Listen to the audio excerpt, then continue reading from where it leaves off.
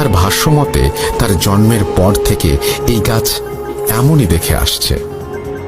গাছের ডাল থেকে শিকড়ের মতো লতা ঝুলে পড়েছে রাস্তায়।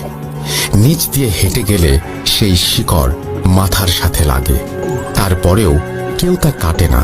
কথিত আছে, কোনো এক লোক এই গাছের একটা ডাল কাটে, তখন সেই কাটা অংশ দিয়ে কয়েক ফোঁটা তাজা রক্ত বের হয়।